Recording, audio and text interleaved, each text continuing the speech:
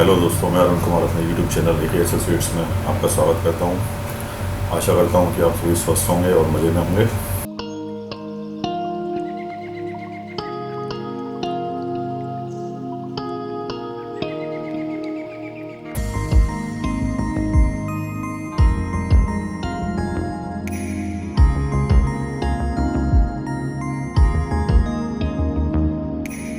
दोस्तों, आज के इस वीडियो में कंपोजिशन स्कीम के बारे में जानेंगे कि all about the composition scheme, कि कंपोजिशन स्कीम में कौन कौन आ सकता है और इसमें कौन कौन सी कंप्लाइंसेस है, कौन सी रिटर्न हम लोगों को फाइल करनी होती है, कितने टर्नओवर तक हम लोग कंपोजिशन स्कीम को ऑप्ट कर सकते हैं, कब इसको ऑप्ट आउट करना होता है, और ये सारी चीज़ें हम इस वीडियो में समझेंगे। तो इस वीडियो में कुछ मैंने फैक्ट्स लिए हुए हैं कंपोजिशन स्कीम के ऊपर, तो इसको सीरियलिटी वाइज देखते हैं। जैसे कि आप देख रहे हैं, क्वेश्चन फर्स्ट में ये आ रहा है कि what is composition levy under GST। देखिए, कंपोजिशन लेवी GST के अंदर किस तरीके से क्या है। The composition levy is an alternative method of levy of tax design for small tax payers whose turnover is up to ₹75 lakh, ₹50 lakh in case of few states. देखिए दोस्तों, अभी जो है लिमिट 1.5 करोड़ की कर दी गई है, यानी कि जो भी टैक्स पेयर है या बिजनेसमैन है, जो भी उनकी जो टर्नओवर की लिमिट अगर 1.5 करोड़ तक है तो वो लोग कंपोजिशन स्कीम में आ सकते हैं, और अगर उनकी जो टर्नओवर की लिमिट 1.5 करोड़ से ज़्यादा है तो वो कंपोजिशन स्कीम को ऑप्ट नहीं कर सकते हैं। ये पुराने जो है, जब स्टार्टिंग में आया था तो कंपोजिशन स्कीम में ये लिमिट थी, लेकिन अभी चेंज हो गई है। तो अभी हम लोग प्रेजेंट में जो है अलग अलग स्टेट के हिसाब से है। तो मैं राजस्थान से जैसे कि अगर देखता हूँ तो राजस्थान में अभी इस समय 1.5 करोड़ की लिमिट है। 1.5 करोड़ तक आप लोग कंपोजिशन स्कीम को ऑप्ट कर सकते हैं। The objective of composition scheme is to bring simplicity and to reduce the compliance cost for small tax payer. देखिए दोस्तों, इसमें ये कह रहे हैं कि ज़्यादातर ये जो स्कीम है स्मॉल टैक्स पेयर्स इसको चूज़ करते हैं, यानी कि जिन लोगों का जैसे किराने का काम है या कोई भी इस तरीके का रिटेल काउंटर है, जो अपने सिटी के अंदर ही वर्क कर रहे हैं, अपने स्टेट के दायरे में ही रहते हैं और इतना बड़ा कोई कारोबार नहीं करते हैं, और उनका कोई GST B2B सेल भी नहीं है, यानी कि जिन पार्टी के पास GST नंबर रहता है। तो एक तरीके से अपन ये माने कि सिंपली जो कंज्यूमर हैं उन लोगों को जो सेल कर रहे हैं डायरेक्ट, तो वो कंपोजिशन स्कीम उनके लिए फ़ायदेमंद है। और ये सिंपल है, इसमें ज़्यादा कंप्लाइंसेस नहीं है। इसमें सिंपल अगर अपन लोग बात करें तो जैसे ट्रेडर्स के लिए 1% का टैक्स एप्लीकेबल होता है टर्नओवर के ऊपर, और वो अपन को कैलकुलेट करके डिपॉजिट करना होता है क्वार्टरली। तो स्मॉल टैक्स पेयर्स के लिए बेनिफिट है कंपोजिशन स्कीम का। It is optional and the eligible person opting to pay tax under this scheme can pay tax at a prescribed percentage of his turnover every quarter instead of paying tax at normal rate. जैसा कि मैंने आपको भी बता दिया है कि normal tax rate पर उसको टैक्स पे करना होता है, जैसे कि ट्रेडर्स के लिए 1% है। आप देख रहे हैं नीचे, what is the second number में, what is the specified rate of composition levy. इसमें आप देख रहे हैं कि manufacturers other than manufacturer of such goods as may be notified by the government, ice cream, pan masala, तंबाकू प्रोडक्ट्स एक्सेट्रा। इसमें जो रेट ऑफ टैक्स है 2% है, 1% CGST एंड 1% SGST। और नीचे आप देख रहे हैं रेस्टोरेंट सर्विस, इसमें आप देख रहे हैं कि 5% का दिया हुआ है, 2.5% सेंट्रल एंड 2.5% स्टेट। इसमें IGST दोस्तों नहीं आएगा, क्योंकि कंपोजिशन स्कीम की एक शर्त है कि आप अदर स्टेट में सेल नहीं कर सकते हैं, और क्योंकि जो अदर स्टेट में हम सेल ही नहीं कर सकते हैं तो IGST हेड का आना ही नहीं है यहाँ। थर्ड नंबर पर आप देख रहे हैं ट्रेडर्स और any other supplier eligible for composition levy. इसमें देखिए, जो भी ट्रेडर्स हैं, सिंपल जो बिजनेस अपना कर रहे हैं रन, इन दोनों कैटेगरी के अलावा, तो वो लोग 1% का टैक्स उस पर टोटल टर्नओवर के ऊपर जमा करा देते हैं, 0.5% central and 0.5% state tax.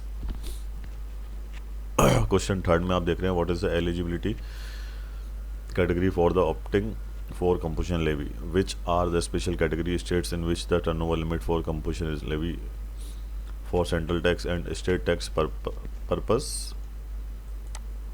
shall be ₹50 lakh. इसमें देखिए, ये पुरानी कैटेगरी के हिसाब से ये डेटा इसमें दिया हुआ है।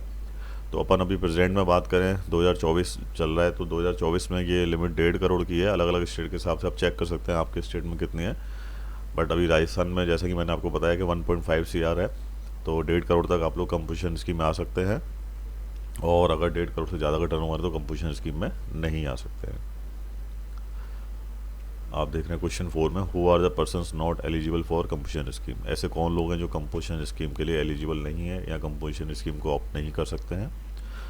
Following persons are not allowed to opt for composition scheme. A देखिए, अ कैजुअल टैक्सेबल पर्सन और a non residence taxable person, ये कंपोजिशन स्कीम में नहीं आ सकते हैं। बी में देख रहे हैं आप, supplier whose aggregate turnover in the preceding financial year cross ₹75 lakh. इसको हम लोग 75 लाख ना पढ़ के 1.5 CR करेंगे। अगर जो 1.5 करोड़ को लिमिट को क्रॉस करते हैं तो वो लोग भी कंपोजिशन स्कीम में नहीं आ सकते हैं। Supplier who has purchase any goods और services from unregistered suppliers unless he has paid GST on such goods और services on reverse charge basis. उसके बाद आप देख रहे हैं, supplier of services other than restaurant. Restaurant service के अलावा जो और सप्लायर हैं जो सर्विस के दायरे में आते हैं, जैसे ट्रांसपोर्टेशन है या कोई और किसी भी तरीके का सर्विसेज का वो है बिजनेस, तो वो भी कंपोजिशन स्कीम में नहीं आ सकते हैं। Person supplying goods which are not taxable under GST law.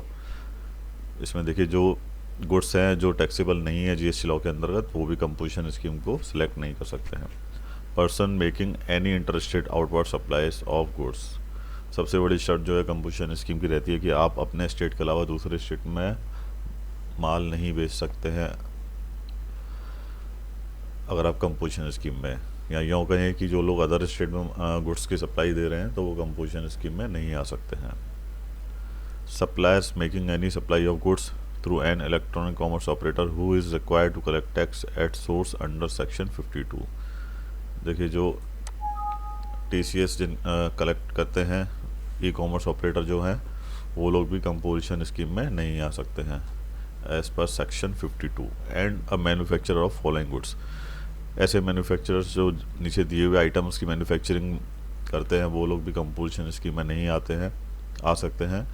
जैसे कि आप देख रहे हैं, ice cream and other edible ice whether or not containing cocoa. Second में आप देख रहे हैं पान मसाला। थर्ड में आप देख रहे हैं तंबाकू एंड मैन्युफैक्चर तंबाकू सब्सिट्यूट्स। तो ये जो गुड्स हैं इस तरीके के मैन्युफैक्चरिंग में अगर जो आप लगे हुए हैं तो आप कंपोजिशन स्कीम में नहीं आ सकते हैं। साथ ही इनके HSN कोड भी दिए हुए हैं। जो इस HSN कोड के अंतर्गत जिस गुड्स का मैन्युफैक्चरिंग कर रहे हैं वो लोग कंपोजिशन स्कीम में नहीं आ सकते हैं, सेलेक्ट नहीं कर सकते हैं कंपोजिशन स्कीम को। When will a person opting for composition levy pay tax? A person opting for composition levy will have to pay tax on quarterly basis before 18th of the month succeeding the quarter during which the supplies were made। देखिए, इसमें ये कहना चाह रहे हैं कि कब composition dealer को टैक्स जमा कराना होता है। इसमें देखिए, हर एक क्वार्टर जो है उसके एंड में आपको टोटल 3 महीने की सेल आपको लेनी होती है और उसके ऊपर जो भी टैक्स एप्लीकेबल है, जनरली 1% का टैक्स रहता है, वो आपको जमा कराना होता है। इसके लिए आपको CMP 08 फॉर्म फाइल करना होता है और इसकी जो ड्यू डेट है वो जो क्वार्टर एंड होता है उसके नेक्स्ट मंथ में 18th तक रहती है। तब तक आप लोग CMP 08 को फाइल कर सकते हैं। उसके बाद आपको लेट फीस लगना चालू हो जाती है और CMP 08 के बारे में मैं इसी वीडियो में आपको आगे बताऊँगा। अभी केवल हम लोग ये देख रहे हैं, समझ रहे हैं कि कंपोजिशन स्कीम में क्या क्या है और कौन इसे ऑप्ट कर सकता है, क्या कंप्लाइंसेस हैं। क्वेश्चन 6 में देखिए, a person availing composition scheme during a financial year crosses the turnover of ₹70 lakh. यहाँ फिर लिमिट को 1.5 CR पढ़ेंगे। During the course of the year से ही crosses the turnover of ₹1.5 CR in December. Will he be allowed to pay tax under composition scheme for the remainder of the year till 31st March। देखिए, इसमें ये कह रहे हैं कि ऐसा कोई भी कंपोजिशन डीलर जो दिसंबर तक या किसी भी मंथ तक वो अपना जो है लिमिट को क्रॉस कर देता है, जैसे 1.5 CR की लिमिट है, उसको अगर क्रॉस करता है तो क्या अगले क्वार्टर में भी उसको कंपोजिशन स्कीम के तहत ही रिटर्न फाइल करनी होगी या CMP 08 फाइल करना होगा? तो इसके लिए आंसर है नो। उसको सबसे पहले कंपोजिशन स्कीम में से ऑप्ट आउट करना होगा और रेगुलर स्कीम में आना होगा। फिर वो चाहे क्वार्टरली बेसिस आ सकता है चाहे मंथली बेसिस आ सकता है। और कंपोजिशन स्कीम में से जैसे ही वो ऑप्ट आउट होता है तो उसे रेगुलर स्कीम के तहत रिटर्न फाइल करनी होगी और साथ ही जिस हिस्से के लिए उसने कंपोजिशन स्कीम के तहत कारोबार किया है उसके लिए उसको CMP 08 भी फाइल करना होगा। अब देखिए दोस्तों, जैसे ही कोई कंपोजिशन स्कीम से ऑप्ट आउट होता है तो उसको सबसे पहले एप्लीकेशन फाइल करनी होती है कंपोजिशन स्कीम से ऑप्ट आउट के लिए। और जैसे ही वो ऑप्ट आउट हो जाता है कंपोजिशन स्कीम से तो उसको 30 दिन के अंदर उसके पास जो भी फिनिश्ड गुड्स या कैपिटल गुड्स का जो स्टॉक है तो उसको उसका डिटेल्स उसको फॉर्म ITC 03 में देनी 01 में सॉरी देनी होती है। और 30 दिन के अंदर इसको फॉर्म को फाइल करना होता है, जिससे कि आप GST की रेगुलर स्कीम में आते हैं तो उस इनपुट का बेनिफिट आपको मिल सके। क्वेश्चन 7 में देखिए, how will the aggregate turnover be computed for the purpose of composition. Aggregate turnover will be computed on the basis of turnover on an all India basis and will include value of all taxable supplies, exempt supplies and exports made by all persons with same PIN, but would exclude inward supplies under reverse charge as well as central listed union territory and integrated taxes and cess।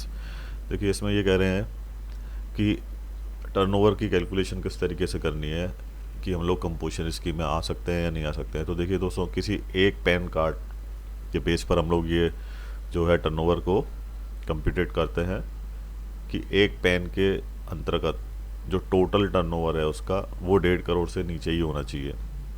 Suppose अगर एक pan holder ने 2 या 3 firm बना रखी हैं और अलग अलग फर्म का टर्नओवर टोटल होके अगर 1.5 करोड़ को क्रॉस करता है तो वो कंपोजिशन स्कीम में नहीं आएगा। उसके जितने भी बिजनेस उसने फर्म बना रखी हैं एक पैन के अंतर्गत तो वो सब का टोटल टर्नओवर जो है वो बिलो 1.5 होना चाहिए। अगर वो उसको एक्सीड करता है तो उसको कंपोजिशन स्कीम सेलेक्ट नहीं कर सकता है वो। Can a person who has opted to pay tax under the composition scheme avail input tax credit on his inward supplies. देखिए, जो भी कंपोजिशन डीलर हैं वो इनपुट टैक्स क्रेडिट का बेनिफिट नहीं ले सकते हैं, यानी कि जो भी गुड्स वो परचेज़ कर रहे हैं, सर्विसेज परचेज़ कर रहे हैं, उनके ऊपर जो टैक्स उन्होंने पे किया है तो वो उसे अपने कंपोजिशन स्कीम में उस इनपुट टैक्स के बिहाफ पे क्लेम नहीं कर सकते हैं।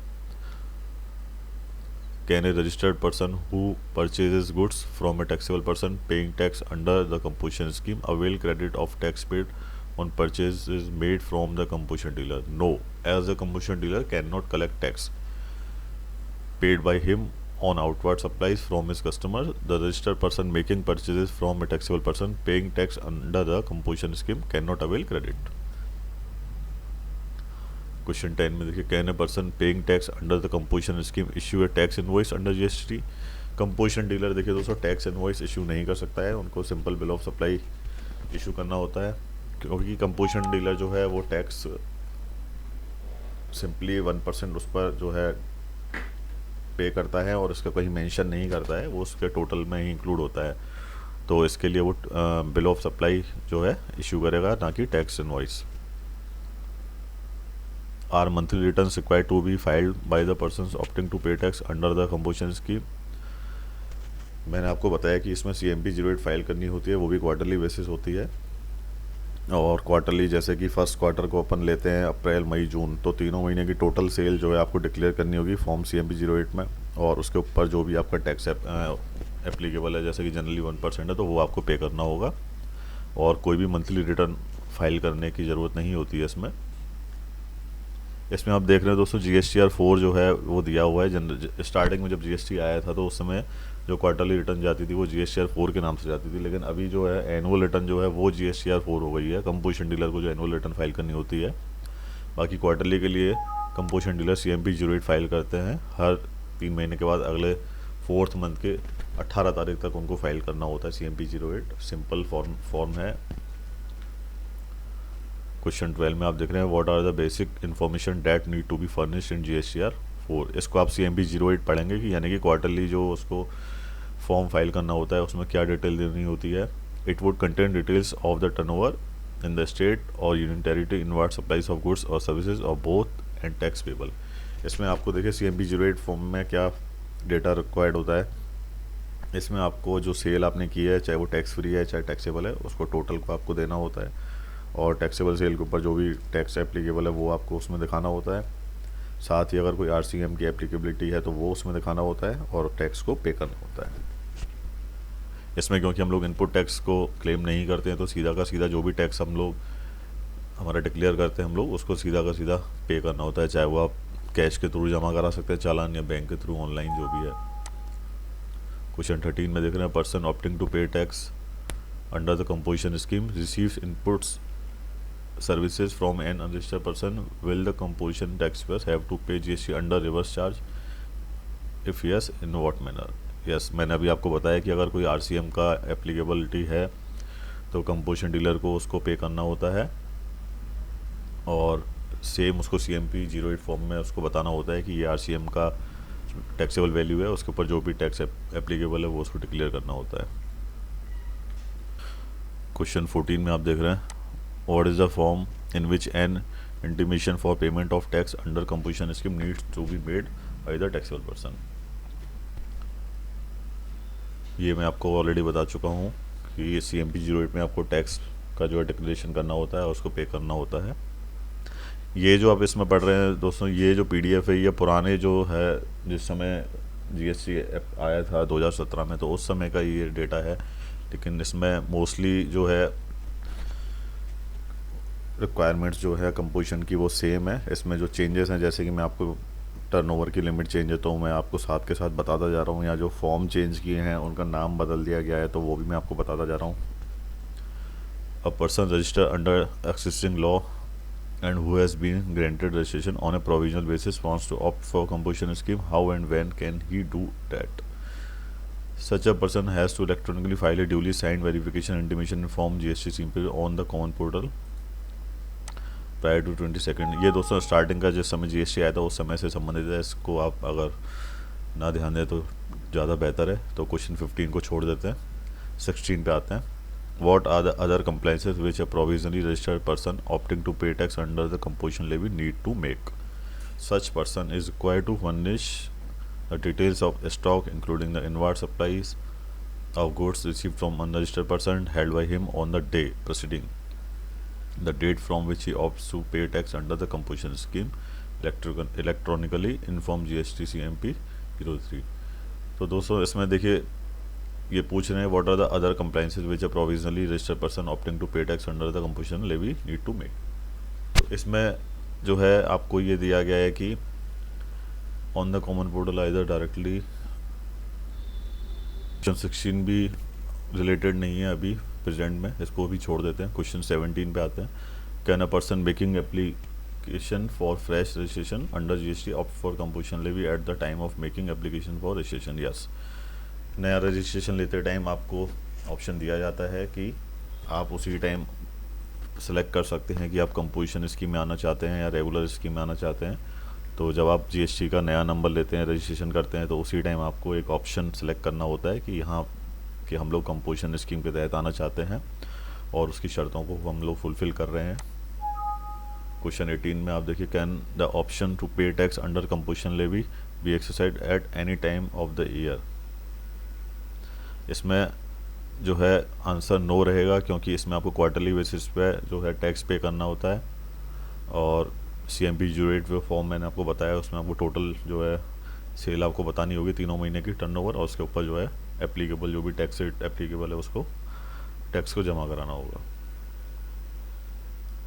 फिर 19 देखिए, can a person who has already obtain registration opt for payment under composition levy, if so how? Answer इसमें यस रहेगा।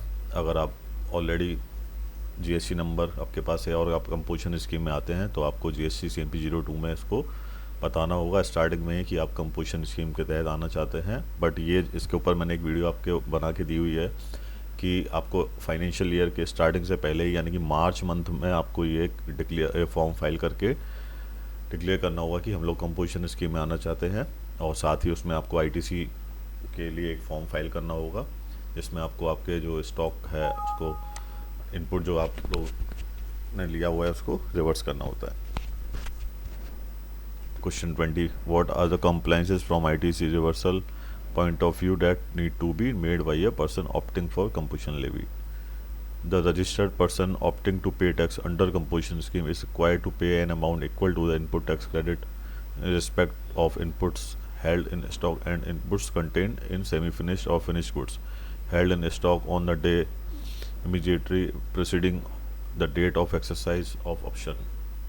The ITC on input shall be calculated proportionally on the basis of corresponding invoices on which credit had been availed by the registered taxable person on such inputs. देखिए दोस्तों, इसमें जो है आपके पास जो भी गुड्स है जिस पे आपने इनपुट आपने क्लेम किया हुआ है तो वो आपको इसमें रिवर्स करना होगा। और कंपोजिशन स्कीम में आपको पता है कि आप इनपुट क्लेम नहीं कर सकते हैं, तो आपके पास जो भी इनपुट है उसको रिवर्स करना होगा, सारी डिटेल देते हुए कि किस बिल नंबर, बिल की डेट, किस पार्टी के जीएसटी नंबर है, कितनी उसकी टैक्सेबल वैल्यू है, आपने इनपुट क्लेम किया था जो आपके पास अभी है, तो वो सारे के सारी डिटेल देके आपको इसको रिवर्सल करना होता है अगर आप कंपोजिशन स्कीम में आते हैं तो। Such persons also have to furnish the statement in Form GST ITC 03, which is a declaration of intimation of ITC reversal, payment of tax on inputs held in stock। देखिए ITC 03 form मैंने आपको इसके ऊपर एक video बनाई हुई है, link मैंने डिस्क्रिप्शन में दी हुई है। तो आप इसका जो फॉर्म का जो यूज़ करते हैं जब आप रेगुलर से कंपोजिशन स्कीम में आते हैं तो इस आपके पास रेगुलर स्कीम में कुछ इनपुट्स होता है बचा हुआ है, जैसे क्रेडिट बैलेंस है, तो इसको आपको रिवर्स करना होता है क्योंकि कंपोजिशन स्कीम में इनपुट टैक्स का कोई बेनिफिट नहीं मिलता है हम लोगों को, तो वो सारा का सारा रिवर्सल करना होता है। क्वेश्चन 21 में आप देख रहे हैं, in case a person has registration in multiple states can he opt for payment of tax under composition levy only in one state and not in other state. Answer देखिए, the option to pay tax under composition scheme will have to be exercise for all states. Question 22 देखिए, what is the effective date of composition levy. नीचे situation दी हुई है और effective date of composition levy. इसको short में आप समझिए कि जब आप नया जीएसटी का नंबर ले रहे हैं तो उसी समय आपको कंपोजिशन स्कीम में ऑप्ट करना होता है। वहाँ कोई दिक्कत ही नहीं है कि जैसे ही आपका जीएसटी नंबर आ जाता है तो आपको जो है कंपोजिशन स्कीम की जो भी कंप्लाइंसेज है उनको पूरा करना होता है। अगर आपके पास जीएसटी का नंबर पहले ही है और आप उसमें रेगुलर स्कीम में हैं और कंपोजिशन स्कीम में आना चाहते हैं तो आपको, जैसा कि मैंने बताया, फाइनेंशियल ईयर की स्टार्टिंग में आपको, यानी कि किसी भी साल के शुरू होने से पहले FY के, आपको उससे पहले ही मंथ एंड में देना होगा। जैसे कि मार्च मंथ एंड में आपको डिक्लेयर करना होगा कि हम लोग कंपोजिशन स्कीम में आना चाहते हैं और ITC 03 फॉर्म फाइल करना होता है जिसमें कि आपको जो भी इनपुट आपके पास है ITC बैलेंस उसको रिवर्सल करना होता है। Question 23, what are the other conditions and restrictions subject to which a person is allowed to avail of composition scheme। देखिए, he shall mention the word composition taxable person not eligible to collect tax on supplies। Same वही बात है, आप input tax को collect नहीं कर सकते हैं। बी में आप देख रहे हैं, he shall mention the word composition taxable person on every notice और साइन बोर्ड displayed। देखिए दोस्तों, जैसे ही आप GST नंबर हमारा आ जाता है तो हम लोगों की एक ड्यूटी बनती है कि जीएसटी का जो रजिस्ट्रेशन की कॉपी है उसको हम आप लोग डिस्प्ले में लगाएं अपने जो भी हमारा काउंटर है जहाँ हम बिजनेस कर रहे हैं, यहाँ हमारा ऑफिस है। और साथ ही अगर कोई साइन बोर्ड है बाहर, जैसे कि दुकान के शटर के ऊपर जो बोर्ड लगे हुए होते हैं, तो वहाँ हम लोग जीएसटी नंबर को मेंशन करें और साथ ही ये भी अपने मेंशन करें कि हम लोग कंपोजिशन टैक्सेबल पर्सन है या नहीं। और आपको पता होगा कि ऐसा ना करने पर सरकार पेनल्टी लगा सकती है 10,000 रुपये से लेके। What is the validity of composition levy? Answer देखिए, the option to pay tax under composition levy would remain valid so long as conditions mentioned in section 10 of the CGST act 2017 rule 3 to 5 of the CGST rules 2017 remain satisfied. देखिए, इसकी कोई validity का तो दोस्तों ये है कि जैसे आप कोई GST नंबर लेते हैं और कारोबार को चला रहे हैं आगे तक, तो इसकी वैलिडिटी तो तब तक रहेगी जब तक आप उस GST नंबर को सरेंडर नहीं कर देते हैं या कोई जब तक कि कोई ऐसा कोई रूल पास नहीं होता है, तो इसका भी कोई इतना इम्पोर्टेंस नहीं है। क्वेश्चन 24 का, क्वेश्चन 25 में देखिए, can a person paying tax under composition levy withdraw voluntary from the scheme. जी हाँ, बिल्कुल। आप लोग अगर कंपोजिशन स्कीम में हैं और आपको लग रहा है कि अब आप अदर स्टेट में माल सेल करना चाह रहे हैं या कोई ऐसी और कंडीशंस हैं जो कंपोजिशन स्कीम के लिए फुलफिल नहीं है, तो आप उसको विड्रॉल कर सकते हैं और रेगुलर स्कीम में आ सकते हैं। रेगुलर स्कीम में आने के बाद आप चाहें उसको मंथली या क्वार्टरली बेसिस सेलेक्ट करें, वो एक अलग मैटर है। देखिए दोस्तों, रेगुलर से कंपोजिशन स्कीम में आने के लिए आपको किसी भी साल के स्टार्टिंग में ही ये डिक्लेयर करना होगा, यानी कि जैसे अप्रैल में फाइनेंशियल ईयर शुरू होता है तो आपको मार्च में ही ये डिक्लेयर करना होगा, अदरवाइज़ आप उसको ऑप्ट इन नहीं कर सकते हैं। लेकिन जो कंपोजिशन स्कीम से आप रेगुलर स्कीम में आना चाहते हैं तो वो आप कभी भी फाइल कर सकते हैं इसके फॉर्म को और आप रेगुलर स्कीम में आ सकते हैं। What action can be taken by the proper officer for contravention of any provision of composition levy and how? देखिए दोस्तों, इसमें जैसा कि लिखा हुआ है कि प्रॉपर ऑफिसर जो है क्या एक्शन ले सकते हैं। इसमें देखिए दोस्तों, अगर आपकी कोई लिमिट क्रॉस कर जाती है 1.5 करोड़ को तो वो आपको नोटिस दे सकते हैं कि आप कंपोजिशन स्कीम में नहीं आ सकते हैं, या ऐसी और भी कोई शर्त है जो आप फुलफ़िल नहीं कर रहे हैं, कंपोजिशन स्कीम में नहीं आ सकते हैं, तो वो आपको नोटिस के जरिए आपको इंटीमेट कर देगा प्रॉपर ऑफिसर जो भी आपके सर्कल में है। क्वेश्चन 27 में देखिए, in case the option to pay tax under composition levy is denied by the proper officer can the person avail ITC on stock after denial. Yes, अगर आपको कंपोजिशन स्कीम से वो रेगुलर में shift कर देते हैं तो आपके पास जो भी गुड्स है जिसके ऊपर आपने इनपुट टैक्स दिया है तो उसको आप क्लेम कर सकते हैं।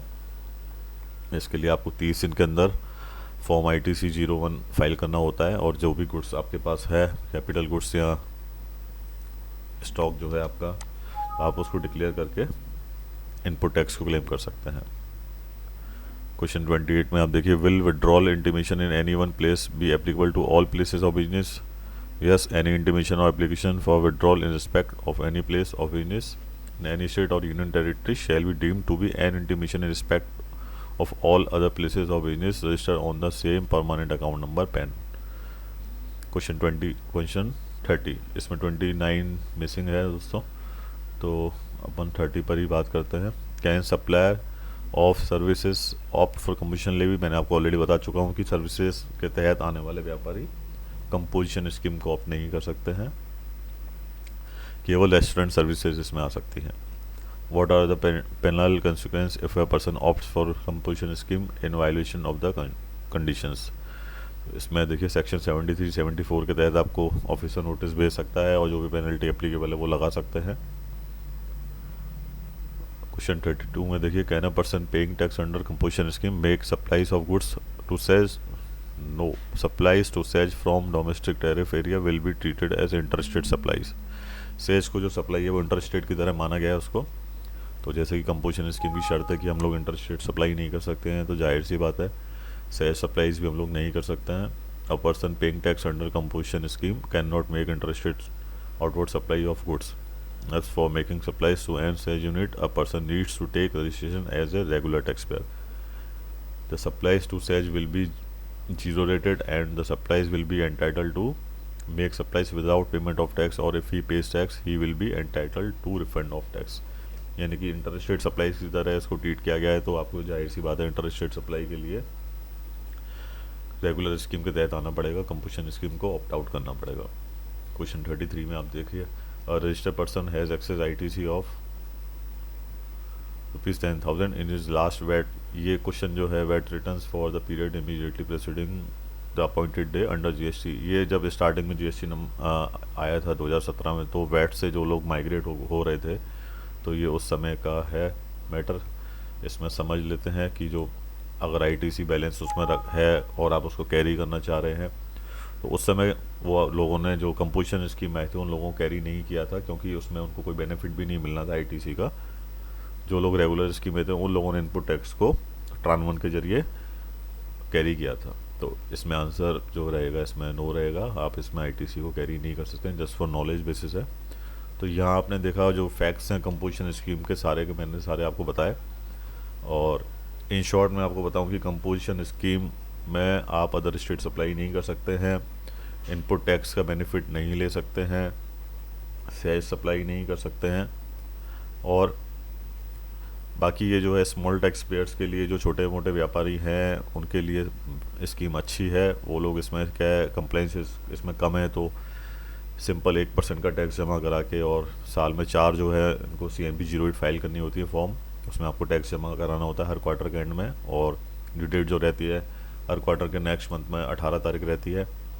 और इन 4 फॉर्म के अलावा आपको हर साल के एंड में एक annual return GSTR fall file करनी होती है, जिसमें आपको जो परचेजेज है उसकी डिटेल देनी होती है, और साथ ही आपको जो है सेल टोटल उसमें आपको मैच करनी होती है। अगर आपका कोई मिसमैच है ट्रेडिंग अकाउंट के दौरान तो वो उसको आपको उसमें एनुअल रिटर्न में डिक्लेयर करना होता है।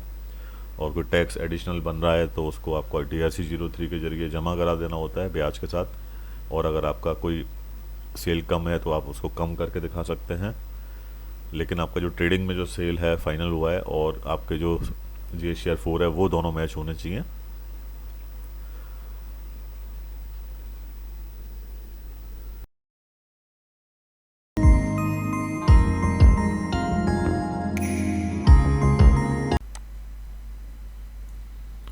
देखिए दोस्तों, जैसे कि मैंने आपको बताया कि कंपोजिशन स्कीम में जैसे ही हम लोग आ जाते हैं या नया रजिस्ट्रेशन लेने के बाद हम लोग कंपोजिशन ऑप्ट करते हैं तो हमारी जो कंप्लाइंसेस हैं वो स्टार्ट हो जाती है नंबर GST नंबर एक्टिवेट होते ही। सबसे पहले आपको हर क्वार्टर के बाद 4th मंथ में 18 तारीख तक एक फॉर्म फाइल करना होता है GST का CMP-08। तो उसी के बारे में मैं अभी बताने वाला हूँ। इसमें आपको टैक्सेबल सेल जो है आपकी या टैक्स फ्री सेल है वो, और उसके ऊपर जो टैक्स एप्लीकेबल है वो आपको पे करना होता है डिक्लेयर करके। और अगर कोई RCM की एप्लीकेबिलिटी है तो वो भी आपको यहाँ डिक्लेयर करनी होती है और टैक्स जमा कराना होता है। तो ये जो फॉर्म है CMP-08, इसको आइए किस तरीके से हम लोग फाइल करते हैं। देखिए, सबसे पहले आप GST साइट को ओपन करके और लॉगिन कर लेते हैं अपने यूज़र नेम और पासवर्ड से। और जैसे ही आप लॉगिन करते हैं तो आप देख रहे हैं स्क्रीन पर सामने इस तरीके से एक डैशबोर्ड ओपन होकर आएगा। उसमें आप सर्विसेज में जाएंगे, सर्विसेज के अंदर रिटर्न्स के अंदर जहाँ माउस का कर्सर आप देख रहे हैं, उसके बाद आप रिटर्न डैशबोर्ड में आएंगे। तो रिटर्न डैशबोर्ड में आने के बाद इस तरीके से आपके सामने टाइल्स ओपन होके आ जाएंगी। आपको अपना फाइनेंशियल ईयर सेलेक्ट करना है, कौन से फाइनेंशियल ईयर के लिए आप लोग CMP-08 फाइल कर रहे हैं।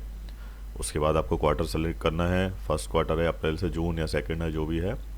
जब आप इसको सेलेक्ट कर लेंगे तो आप देख रहे हैं नीचे की statement for payment of self assisted tax GST CMP-08। और आप देख रहे हैं जैसे कि मैंने आपको बताया कि इसमें ड्यू डेट जो होती है वो क्वार्टर के नेक्स्ट मंथ में 18 तारीख होती है हर। उससे पहले आपको ये फाइल करना होता है। और जब ये आप देख रहे हैं टाइल ओपन होके आ जाएगी तो आप इसको प्रिपेयर ऑनलाइन करेंगे। ये कुछ इस तरीके से ओपन होके आ जाता है।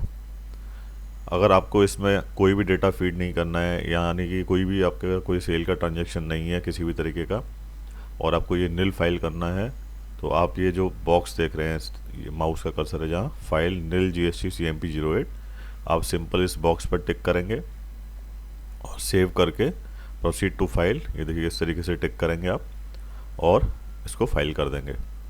लेकिन अगर आपके पास कोई सेल का डेटा है, आपने कोई टैक्सेबल सेल की है या कोई टैक्स फ्री सेल है, दोनों ही यहाँ डिक्लेयर करनी होती हैं, तो आप सीरियल नंबर फर्स्ट में देख रहे हैं आउटवर्ड सप्लाईज, और आप देख रहे हैं कोष्टक में इंक्लूडिंग एग्जेम्प्ट सप्लाईज। तो यहाँ आपको टैक्सेबल सेल और जो भी टैक्स फ्री सेल है उसका टोटल करके आपको यहाँ अमाउंट देना है। और जो सेंट्रल टैक्स और स्टेट टैक्स है, यानी कि जो भी टैक्स रेट है वो केवल टैक्सेबल सेल के ऊपर आपको पे करना होता है। इंक्लूड जरूर करनी है टैक्स फ्री सेल, लेकिन उस पर टैक्स नहीं देना है। टैक्स केवल आपको टैक्सेबल जो सेल है आपका, टैक्सेबल गुड्स है या सर्विस अमाउंट है, उसके ऊपर आपको टैक्स पे करना होता है। सपोज़ कि जैसे 1% का है तो 0.5 CGST में 0.5 स्टेट में आपको पे करना होता है डिक्लेयर करके। सेकंड में आप देख रहे हैं inward supplies attracting reverse charge including import of services. अगर कोई RCM का मैटर है तो आप यहाँ उसकी वैल्यू लिखेंगे टाइप, और उसके बाद आप जो भी टैक्स बनता है RCM के तहत वो आपको यहाँ डिक्लेयर करना है। आप देख रहे हैं कि नीचे टैक्स पेबल टोटल होके आ जाएगा, और अगर कोई इंटरेस्ट वगैरह एप्लीकेबल हो रहा है, पेबल है आपका, तो वो यहाँ आ जाता है। अभी जो आप सामने स्क्रीन देख रहे हैं यहाँ कोई इंटरेस्ट पेबल नहीं है तो यहाँ 0 आ रहा है। सिंपल ये डेटा फीड करने के बाद आप इसको सेव कर लेते हैं। सेव करने के बाद आप इसको प्रीव्यू कर सकते हैं। इस तरीके से आपके पास एक PDF फाइल आ जाएगी प्रीव्यू के, आप उसमें चेक कर सकते हैं जो डेटा आपने फीड किया है वो ठीक है या नहीं। अगर आपको ये लगता है कि डेटा ठीक है तो आप सिंपली प्रोसीड टू फाइल करेंगे, और जैसे ही आप प्रोसीड टू फाइल करेंगे तो आप देख रहे हैं ऊपर की ready to file as on, जो इस डेट को भी आपने ये प्रोसीड टू फाइल को किया है वही डेट यहाँ आ जाएगी। और उसके बाद आप सिंपल इसको कंप्यूट करेंगे रिफ्रेश करके, तो आप देख रहे हैं compute liabilities request has been received, और ये इस तरीके से आपका पेमेंट ऑफ टैक्स वाले पोर्शन में आप चले जाएंगे। आप देख रहे हैं कि कैश लेजर बैलेंस सामने है, क्योंकि कंपोजिशन में इनपुट टैक्स का बेनिफिट नहीं मिलता है तो आईटीसी का कोई भी यहाँ हेड आएगा ही नहीं, तो केवल कैश लेजर बैलेंस जो है आपका डिक्लेयर होगा, यहाँ पर डिस्प्ले आएगा। आप इसमें देख लेंगे कि जितना टैक्स आपकी लायबिलिटी बन रही है उतना आपके पास लेजर बैलेंस है या नहीं है। अगर है तो आप इससे ऑफसेट कर सकते हैं और CMP 08 को फाइल कर लेंगे।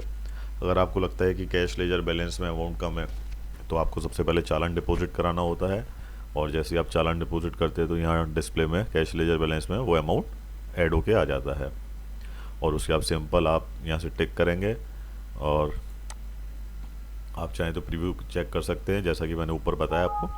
अदरवाइज़ आपको लगता है डेटा ओके है तो आप सीधा फाइल GST CMP 08 करके और EVC के जरिए फाइल कर सकते हैं। यहाँ देखिए इस कंडीशन, इस वाले केस में आप देख रहे हैं कि यहाँ एडिशनल कैश रिक्वायर्ड 0 आ रहा है, सिंपली आप इसको फाइल कर लेंगे।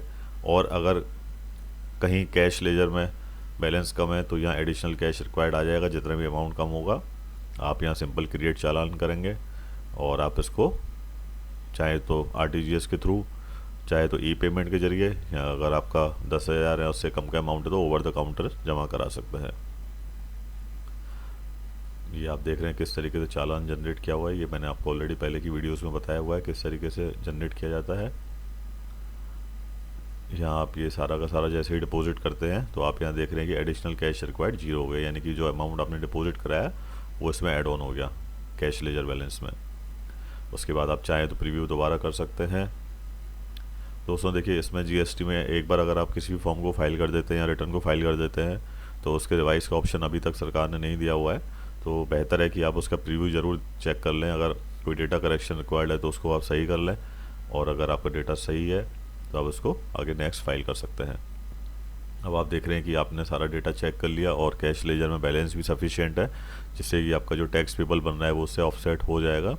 तो आप सिंपली यहाँ टिक करेंगे I hereby solemnly affirm and declare date वाले पोर्शन पर, और जो भी प्रोपराइटर है आप इसको सिलेक्ट करेंगे और सीधा फाइल GST CMP 08 पर करेंगे टिक।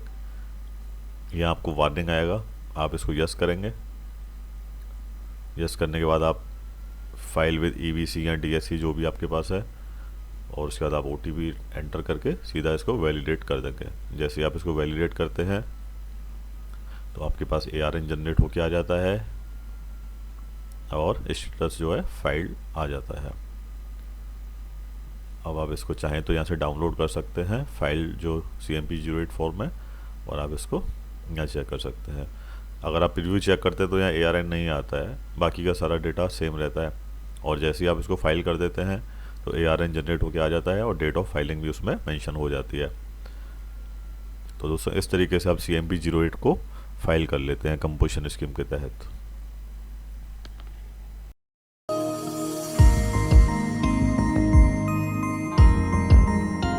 देखिए दोस्तों, हर कंपोजिशन डीलर को चाहे उसने सेल या परचेज किया है या नहीं किया है, उसको हर साल के आखिरी में नेक्स्ट फाइनेंशियल ईयर के मंथ अप्रैल 30 तक उसको अपनी GSTR4 एनुअल रिटर्न फाइल करनी होती है।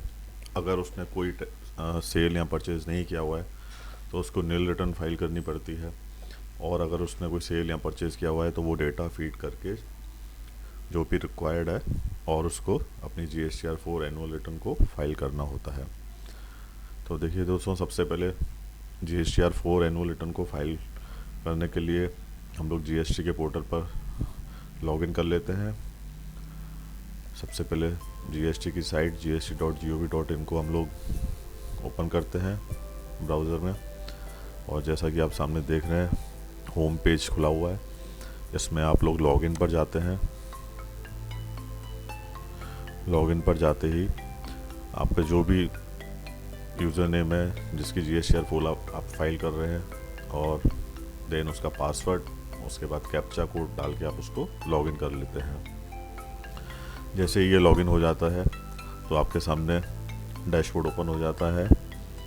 तो इसको आज हम लोग एक मैनुअल के ज़रिए समझेंगे, जो कि GST के ट्यूटोरियल साइट से हम लोग डाउनलोड किया हुआ है मैंने, तो वहाँ से इसको समझते हैं। आइए देखिए दोस्तों, आप देख रहे हैं स्क्रीन पर मैनुअल जो है filing form GSTR4 annual return, ये 2019-20 का है हालांकि, लेकिन अभी वही फॉर्मेट है जो अभी 2023-24 जैसे कि अभी चल रहा है। मार्च एंड होने वाला है 31, उसके बाद जैसे अप्रैल आ जाएगा तो आप अपनी GSTR 4 एनुअल रिटर्न फाइल कर सकते हैं 30 तारीख तक। उसके बाद आपकी लेट फीस लगना चालू हो जाती है। तो इसको किस तरीके से फाइल करना है, क्या डेटा रिक्वायर्ड रहता है, वो सारी चीज़ें आप समझते हैं इसमें। आइए, जब आप लॉगिन कर लेते हैं तो डैशबोर्ड ओपन हो जाता है और डैशबोर्ड में आप देख रहे हैं जैसे कि ये माउस का कर्सर है, रजिस्ट्रेशन, लेजर्स और रिटर्न्स। आप लोगों को सर्विसेज में जाकर रिटर्न्स पर क्लिक करेंगे तो एनुअल रिटर्न का ऑप्शन आएगा। इसमें आप लोगों को एनुअल रिटर्न पर सेलेक्ट करके उसको ओपन कर लेना है।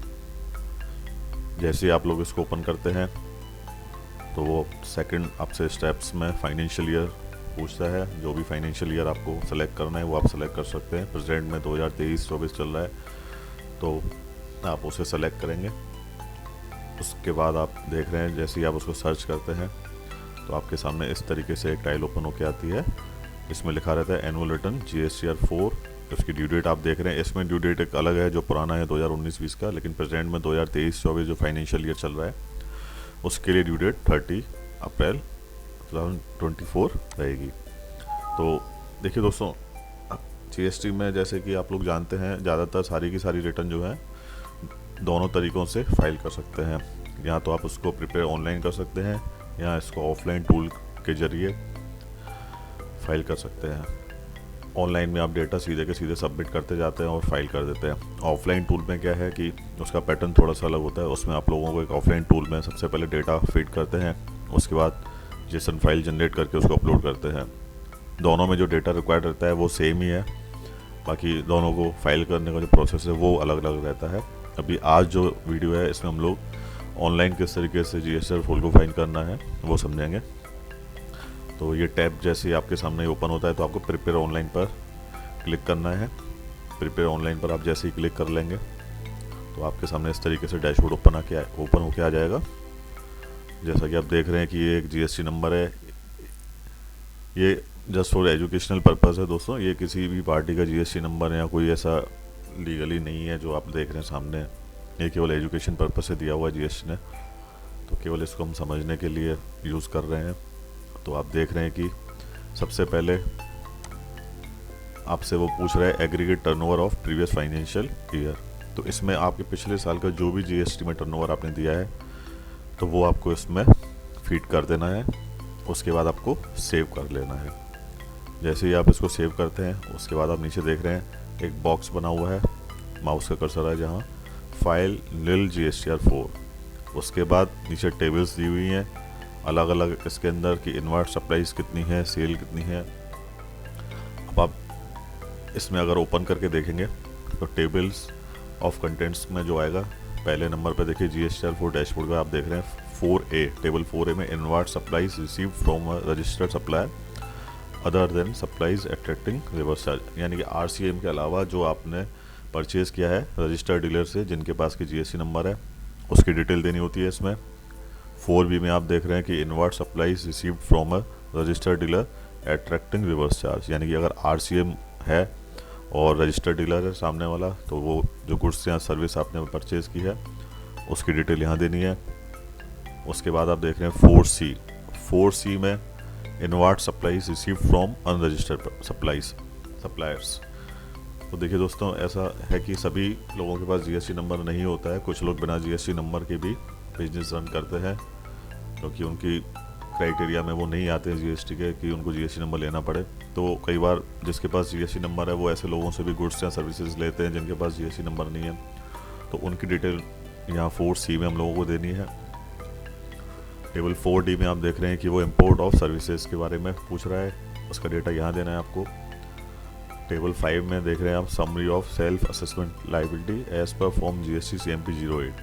देखिए दोस्तों, हर साल कंपोजिशन डीलर को हर क्वार्टर के एंड में एक CMP 08 फाइल करना होता है जिसमें उसको सेल का ब्यौरा देना होता है और उसके ऊपर जो भी टैक्स है, टैक्स की लाइबिलिटी है उसको पे करना होता है। तो वो समरी यहाँ आ जाएगी। टेबल 6 में आप देख रहे हैं tax rate wise details of outward supplies oblique inward supplies attracting reverse charge during the year, net of advances, credit and debit notes and any other adjustment due to amendment etc.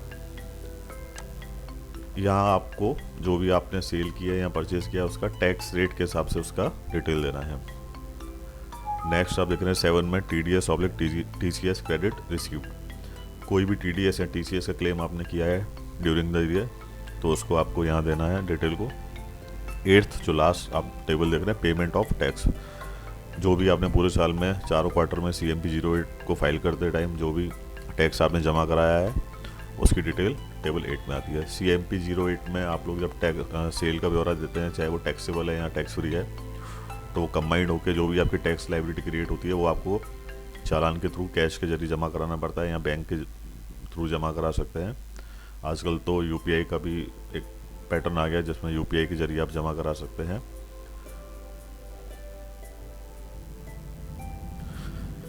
Composition dealer देखिए दोस्तों, किसी भी input को claim नहीं कर सकता है, चाहे वो गुड्स का है सर्विसेज का है। कंपोजिशन डीलर में जो भी आपकी टैक्सेबल सेल्स है उसके ऊपर जो भी टैक्स लायबिलिटी है वो आपको सीधा का सीधा पे करना होता है। इसमें कोई भी इनपुट का बेनिफिट नहीं मिलता है। तो इसमें सीधा का सीधा आप देख रहे हैं टेबल 8 में पेमेंट ऑफ टैक्स के बारे में पूछा गया है। नेक्स्ट आप देख रहे हैं कि जैसे ही आप पिछले साल का टर्नओवर इसको सेव कर लेते हैं तो ऊपर सेव रिक्वेस्ट एक्नॉलेज ये आ जाता है। अब जो select tables of add view details, जो मैंने आपको सारी टेबल्स अभी समझाई, वो सारी की सारी टेबल्स इसके अंदर आती हैं जिसकी डिटेल आपको देनी पड़ती है। ये सारी डिटेल्स आपको पहले ही कलेक्ट करके या तो एक्सेल फॉर्मेट में या किसी भी तरीके से जैसे आपको ठीक लगे वो आपको अपने पास रख लेनी है जब भी आप GSTR 4 को फाइल कर रहे हैं।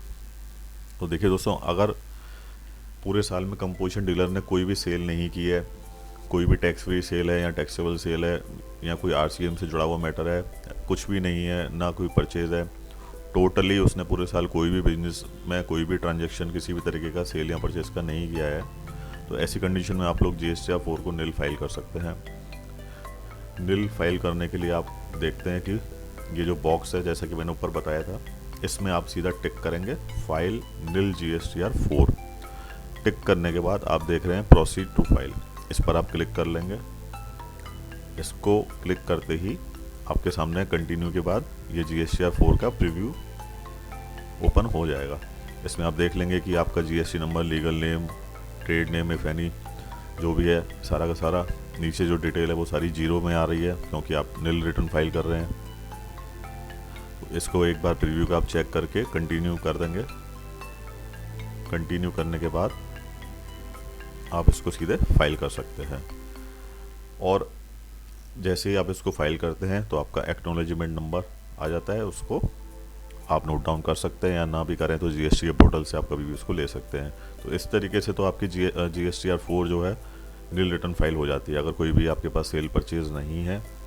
लेकिन अगर सेल परचेज का डेटा है तो आपको नील रिटर्न फाइल नहीं करनी है। उस कंडीशन में आपको जो भी डेटा रिक्वायर्ड है, जो जैसे कि मैंने टेबल्स आपको बताई, तो वो टेबल्स वाइज आपको डेटा फीड करना होता है। तो आइए समझते हैं टेबल के हिसाब से कि क्या क्या डेटा रिक्वायर्ड है और किस तरीके से हम लोगों को उसको फीड करना होता है। तो सबसे पहले आप देख रहे हैं कि table 4A invert supplies from registered supplier other than reverse charge. तो जैसा कि आप इसमें समझ रहे हैं कि जो भी आपने परचेज़ किया है गुड्स या सर्विसेज का और सामने वाला रजिस्टर्ड सप्लायर है तो उसकी डिटेल आपको यहाँ देनी है। किस तरीके से डिटेल हम लोगों को फीड करनी है, देखिए सबसे पहले आपसे वो सप्लायर GST नंबर मांगता है, तो आप इसमें सप्लायर का GST नंबर फीड कर देते हैं। देखिए दोस्तों, ये आपको मैंने जैसा कि पहले बताया कि ये आपको एक एक्सेल में या जैसे भी आपको ठीक लगे उसको पहले ही वर्किंग करके रख लेना है।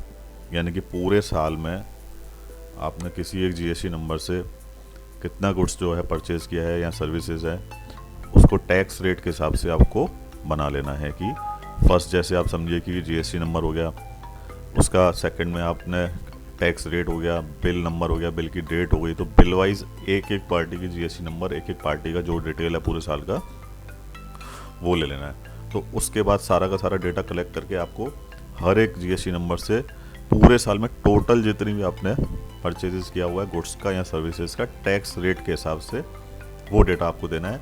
आपको एक एक बिल या एक एक अलग अलग उसका डिटेल नहीं देना है, आपको एक टोटल समरी करके दे देना है एक एक GST नंबर का।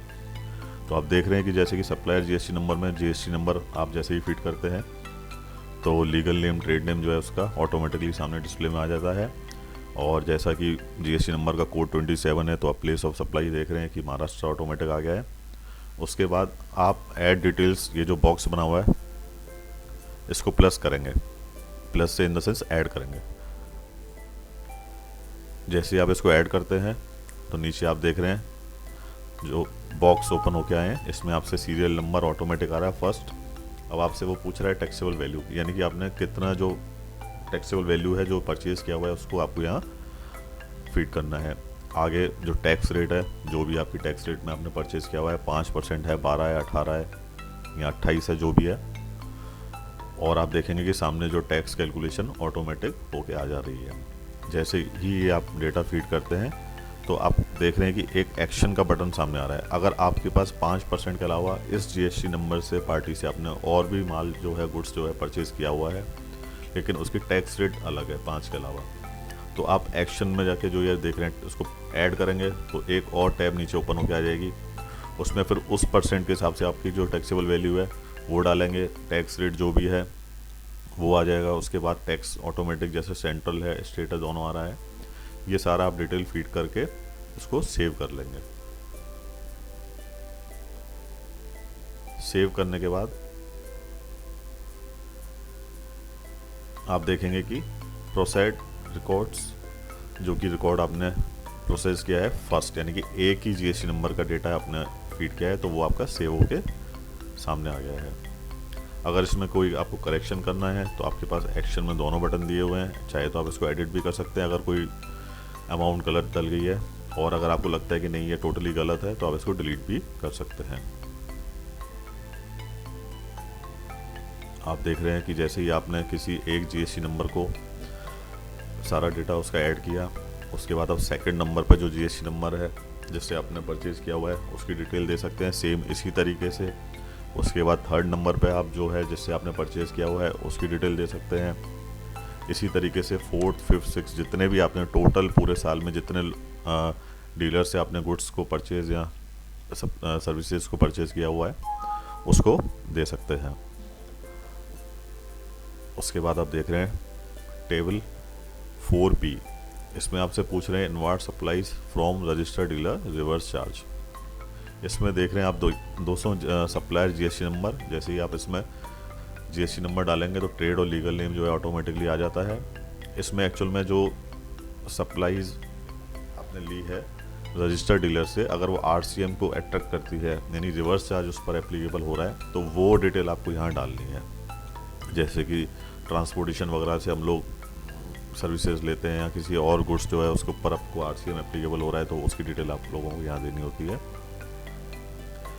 बाकी का सारा प्रोसेस सेम है। जैसे आपने ऊपर डेटा फीड किया टैक्सेबल वैल्यू, उसके बाद टैक्स रेट है, टैक्स अमाउंट जो है ऑटोमेटिक कैलकुलेट होके आ जाता है। वही एक्शन का बटन है, इसको आप ऐड करते हैं जो दूसरी टैक्स रेट है तो वो आप उसमें उसकी वैल्यू ऐड कर सकते हैं, यानी कि टोटल इस जीएसटी नंबर से इस पार्टी से आपने जो भी परचेज़ किया हुआ है वो सारा डिटेल इसमें आपको सेव कर लेना है।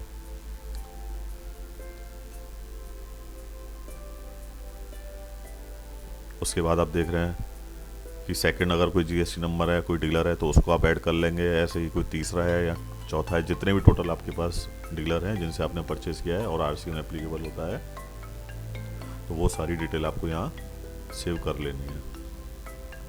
नेक्स्ट टेबल आप देख रहे हैं 4C, inward supplies from unregistered supplier. देखिए दोस्तों, जिस पार्टी के पास भी जीएसटी नंबर है, जो जीएसटी नंबर लेके कारोबार कर रहा है, तो वो जब अपने गुड्स को परचेज़ करता है या सर्विसेज को, तो हो सकता है कि सामने वाले पार्टी के पास जीएसटी नंबर हो या हो सकता है कि उसके पास जीएसटी नंबर ना हो, वो उस क्राइटेरिया में नहीं आता है तो वो बिना जीएसटी नंबर के कारोबार कर रहा है। तो कुछ कंडीशंस में आप लोगों को ऐसी डीलर से परचेज़ करना पड़ जाता है जिनके पास जीएसटी नंबर नहीं है। तो ऐसी कंडीशन में आप उनका पैन नंबर उनसे ले सकते हैं और अपनी डिटेल को इसमें टेबल 4C में फीड कर सकते हैं। देखिए 4C में आप देख रहे हैं जो है ऐड डिटेल्स में रिवर्स चार्ज का बॉक्स बना हुआ है, उसके नीचे सप्लायर पैन नंबर, क्योंकि ये अनरजिस्टर्ड डीलर है तो यहाँ जीएसटी नंबर तो उसके पास होगा नहीं, लेकिन पैन नंबर ज़रूर होगा, क्योंकि आज के इस दौर में पैन और आधार एक ज़रूरी डॉक्यूमेंट्स हैं जो कि जनरली सभी लोगों के पास मिल जाएंगे। और जो लोग बिजनेस को रन कर रहे हैं तो उनके पास तो पैन नंबर होना ही चाहिए। तो आप देख रहे हैं कि इसमें सप्लायर का पैन नंबर आप दे देंगे। उसके बाद जो उसका ट्रेड लीगल नेम जो भी है वो आप मैनुअली फीड कर सकते हैं, चाहे तो उसका जो नेम है अगर इंडिविजुअल फर्म है तो वो उसमें आ ही जाएगा। उसके बाद आप देख रहे हैं ऐड डिटेल्स। ऐड डिटेल में आप देख रहे हैं कि जैसे ही आप इसको ऐड करेंगे उसकी same taxable value, tax rate, उसके ऊपर आपको टैक्स फुला लेना है जो भी आपकी टैक्स रेट के हिसाब से टैक्स बन रहा है, और आप उसको सेव कर लेंगे। इसी हिसाब से आप देखेंगे कि कोई दूसरी पार्टी अनरजिस्टर्ड है और आपने उससे गुड्स परचेज़ किया है या सर्विसेज, तो उसका पैन नंबर, इसी तरीके से तीसरा कोई पार्टी ऐसी है तो उसका पैन नंबर से उसको सारे डेटा को आपको फीड कर देना है।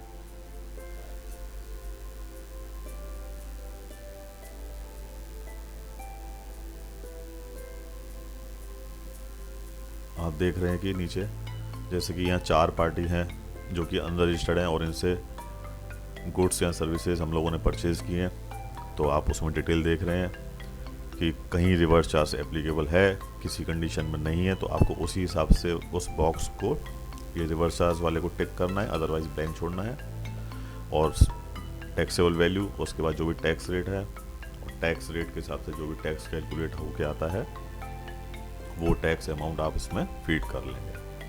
देखिए दोस्तों, यहाँ IGST हेड में टैक्स जो है नहीं निकल के आएगा, क्योंकि स्टेट का पता नहीं लग पाएगा पैन नंबर से कि कौन सी स्टेट से आपने जो है परचेज़ किया हुआ है। तो इसमें जनरली आपको एक इंट्रा स्टेट ही मानते हुए इसको ट्रीट करना है। और उसके अलावा सेकंड जो नहीं आने का रीज़न है इंटर स्टेट टैक्स में, आप लोग जानते हैं कि कंपोजिशन डीलर या अनरजिस्टर्ड डीलर जितने भी हैं वो अदर स्टेट में सेल नहीं कर सकते हैं, तो इसीलिए यहाँ IGST हेड में कोई भी टैक्स नहीं आएगा। तो जैसे कि आपने परचेज़ किया है तो वो अदर स्टेट में भी रह रहा है या कोई लोकल स्टेट में भी है आपके, तो उसके पैन नंबर से आपको यही मान के उसको डेटा को फीड करना है कि आपने लोकल ही परचेज़ किया हुआ है। और जैसे ही आप इसको सेव कर लेते हैं आपके सामने नेक्स्ट टेबल ओपन होके आती है 4D, यानी कि इंपोर्ट ऑफ सर्विसेज।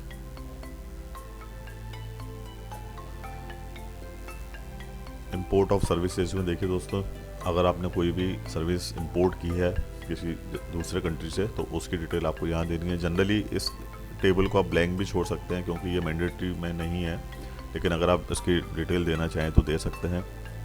तो आप देख रहे हैं कि प्लेस ऑफ सप्लाई जो है इसमें महाराष्ट्र से कोई इंपोर्ट किया सर्विसेज लिया हुआ है, जो प्लेस ऑफ सप्लाई है, एक्चुअल में इंपोर्ट तो अदर कंट्री का हो जाएगा, वो डिटेल आपको यहाँ देनी है।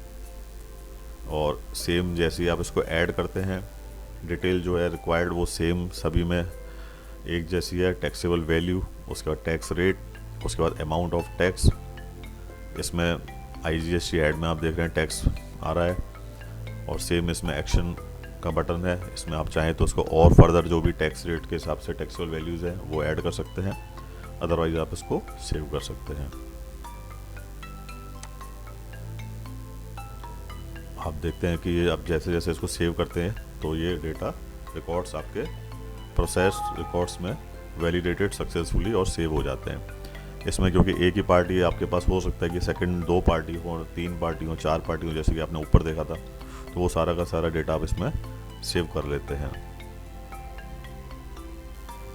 नेक्स्ट जो आप देखेंगे कि टेबल 5 समरी ऑफ CMP 08। आप पूरे साल में हर क्वार्टर के एंड में CMP 08 फाइल करते हैं और उसमें जो भी आपकी टैक्सेबल सेल्स है, टैक्स फ्री सेल है या कोई RCM एप्लीकेबल है तो उसका ब्यौरा आप देते हैं, तो उसकी समरी जो है इस टेबल नंबर 5 में आ जाती है।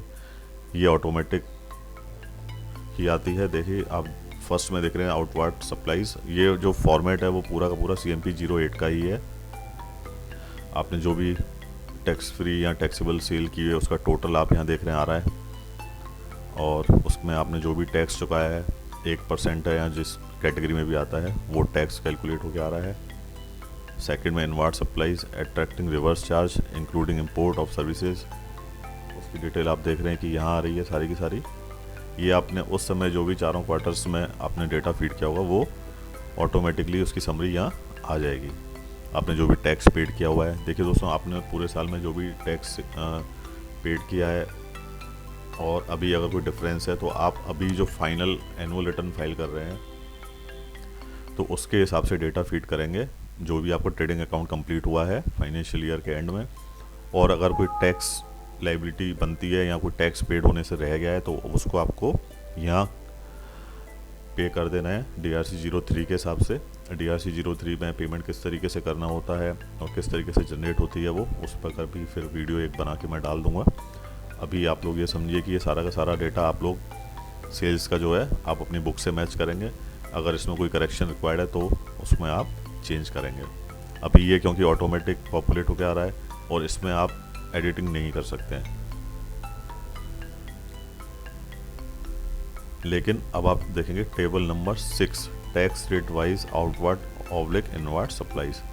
यहाँ आप देख रहे हैं कि 1%, 0%, 2%, 5% और 6% जो भी आउटवर्ड सप्लाईज है जिस भी टैक्स रेट में स्लैब में आपकी फॉल हो रही है वो आपको यहाँ फीड करनी है।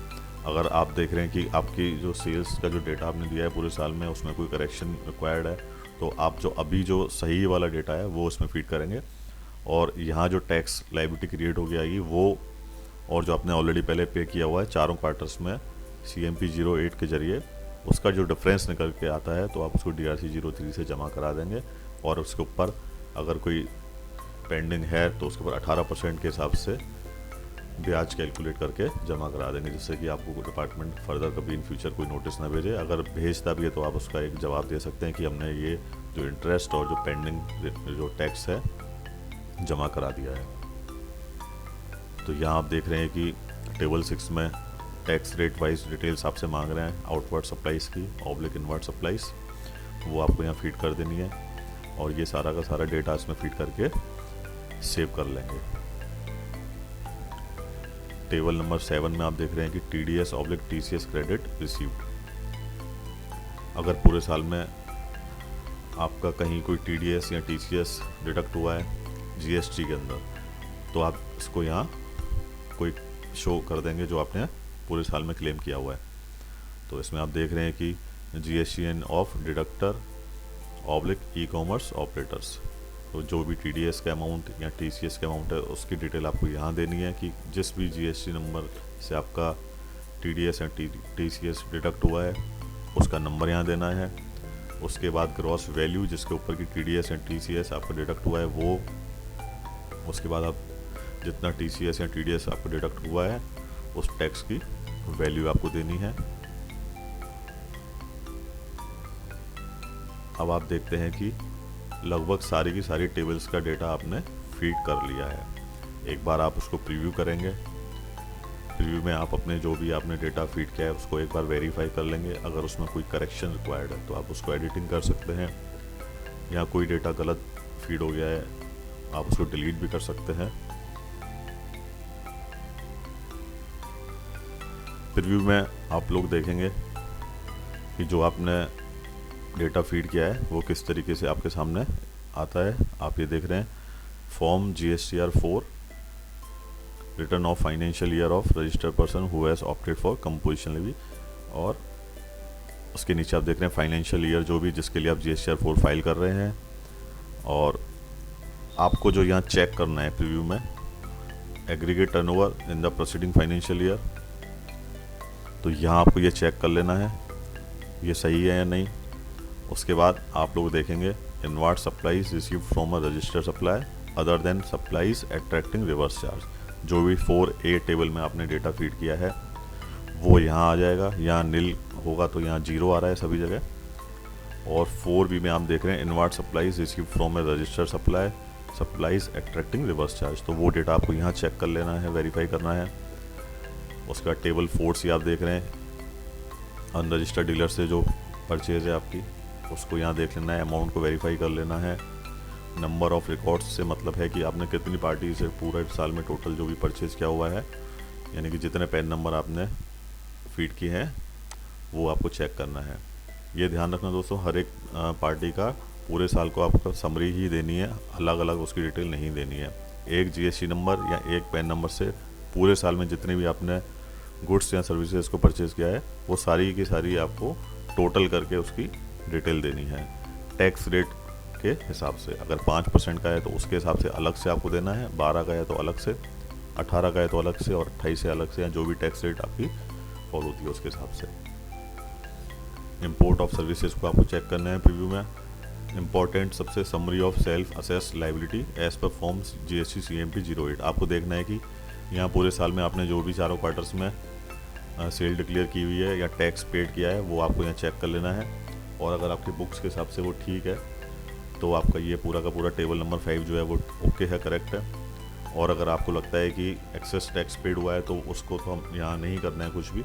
अगर कुछ शॉर्ट टैक्स पेड है या शॉर्ट सेल्स डिक्लेयर की हुई है पूरे साल में, कोई सेल छूट गई थी आपसे, तो वो ज़रूर आपको यहाँ नीचे टेबल नंबर 6 में consolidated details of outward supplies oblique inward supplies वाले टेबल में देनी है।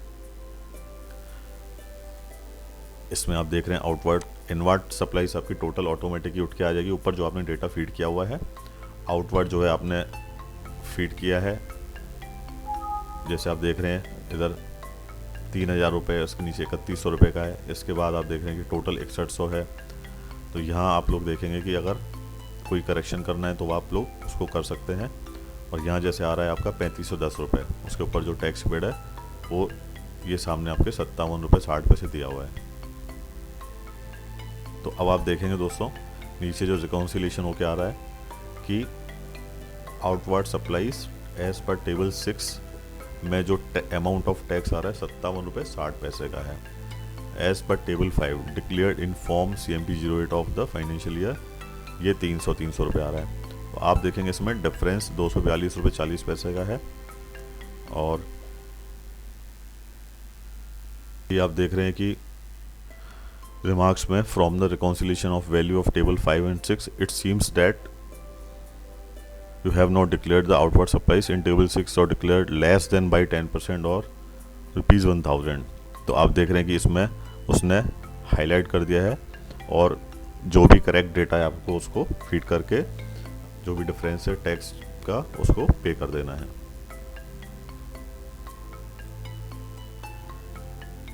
और उसके बाद ही आपको देखिए नीचे वो बोल रहे हैं कि please provide the required details before proceeding for filing, यानी कि आपको फाइल करने से पहले सही डेटा आपको इसमें फीड करना है जिससे कि ये जो डिफरेंस है वो ख़त्म हो जाए। और अगर कोई डिफरेंस आता है तो आप उसको DRC 03 से जमा कराना है। उसके बाद TDS/TCS क्रेडिट रिसीव का अगर आपका है तो वो आप प्रीव्यू में आ जाएगा, चेक कर लेंगे आप। अब आप यहाँ देखते हैं 8th में tax interest late fee payable and paid. देखिए इसमें जो पेबल आ रहा है आपका IGST सेंट्रल स्टेट ये आपके सामने है और आपने ऑलरेडी जो पेड किया हुआ है वो इतना है। और टैक्स पेबल आपके सामने ये आ रहा है और लेट फीस पेबल कुछ भी जो भी आपका जो अगर आपने ड्यू डेट निकल गई उसके बाद फाइल किया हुआ है तो लेट फीस भी आएगी जनरल, तो वो आपको सारा का सारा ऑटोमेटिक इसमें आ जाएगा। तो वो सारी टैक्स कैलकुलेशन जो भी आपकी लाइबिलिटी क्रिएट होती है वो आ जाएगी और उसको आपको जमा करा देना है। और अगर आप बिफोर ड्यू डेट ही आपकी अपनी रिटर्न फाइल कर दें तो लेट फीस कोई भी आपकी नहीं लगेगी। ये सारा का सारा डेटा आप लोग चेक कर लेंगे और उसके बाद आप प्रोसीड टू फाइल करेंगे।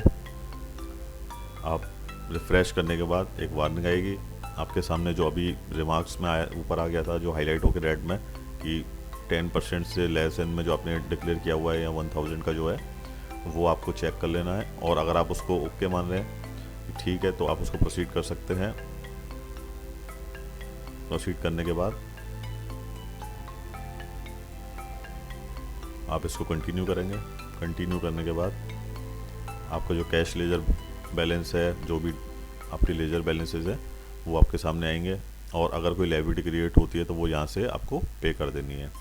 और अगर आपके पास कैश लेजर में बैलेंस नहीं है तो आपको चालान के ज़रिए उसको जमा कराना पड़ेगा और उसके बाद आपको यहाँ से ऑफसेट करना है जैसे कि आप GST 3B में ऑफसेट करते हैं उसी तरीके से। उसके बाद आपको डिक्लेरेशन में टिक करके और फाइल GSTR 4 करेंगे तो आप लोग देखेंगे कि ये सारा का सारा जो भी आपको टैक्स लाइबिलिटी अगर कोई क्रिएट हो रही है उसको ऑफसेट करके और फाइल कर देता है। आप इसका अभी देख रहे हैं जैसे कि पेमेंट ऑफ टैक्स में एडिशनल कैश रिक्वायर्ड, इसको एडिशनल कैश रिक्वायर्ड में आ रहा है क्योंकि कैश लेजर में जो है बैलेंस वो कम होगा, तो ये अभी रिटर्न फाइल नहीं हो पाएगी इस वाले केस में। तो आपको पहले आपको ये 3568 और 3568 रुपये का चालान जमा कराना पड़ेगा जिससे कि आपके कैश लेजर में बैलेंस आ जाए। और ये आप देख रहे हैं कि ये चालान क्रिएट करने का प्रोसीजर भी इसमें समझाया गया है। चालान क्रिएट करने का जनरली प्रोसेस जो सब सेम है सभी के लिए, उसी तरीके से आप जमा करा देंगे और ये जब जमा हो जाएगा तो आपके कैश लेजर में बैलेंस आ जाएगा और आप उसको ऑफसेट कर सकते हैं।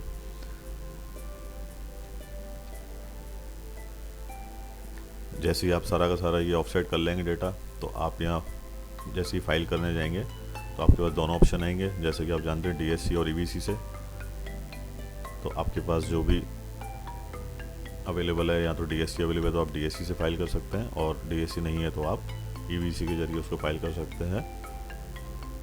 और OTP जैसे ही आप डालते हैं तो आपकी जो है एक्नॉलेजमेंट जनरेट हो जाता है ARN नंबर, और आपकी GSTR फुल फाइल हो जाती है।